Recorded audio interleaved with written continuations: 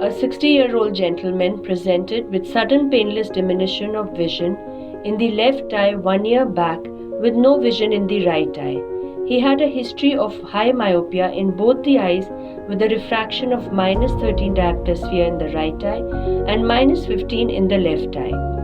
On examination, the right eye showed a chronic retinal detachment with a vision of PR inaccurate, and the left eye had a vision of PR accurate with a tessellated myopic fundus with posterior staphyloma, a full thickness macular hole with a total retinal detachment. The left eye had undergone a pars plana vitrectomy with membrane peeling and ILM peeling with fluid air exchange, endolaser and silicone oil injection 2 months back. Post-operative follow-up at 2 months showed a well-attached retina with a persistent macular hole with SRF in the area of the posterior staphyloma under silicone oil. The dilemma in our mind was that there was evidence of persistent SRF at the posterior pole with an open macular hole which was hampering the visual improvement due to a detached macula, and the silicone oil removal could not be planned in future as it had a high risk of a recurrent RD. The patient was thus planned for an amniotic membrane graft in the persistent macular hole. An infusion cannula was fixed with silicone oil injection. A soft tip cannula was taken and an active suction was done to remove the persistent subretinal fluid under the macular hole and in the area of the posterior staphyloma.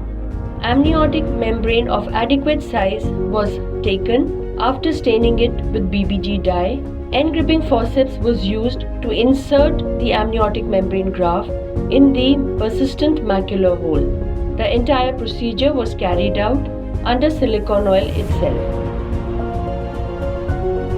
Whatever loss of the silicone oil was taken was overcome by injecting the silicone oil.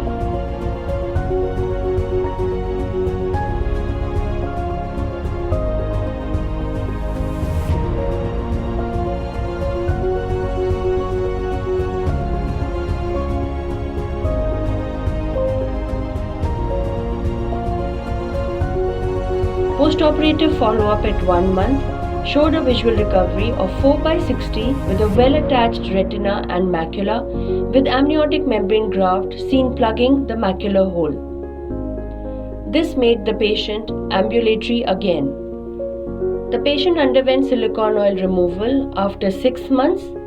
The patient continued to maintain a vision of 4/60 after the silicone oil removal with a well-attached retina and macula with an amniotic membrane graft in place. Therefore, never give up.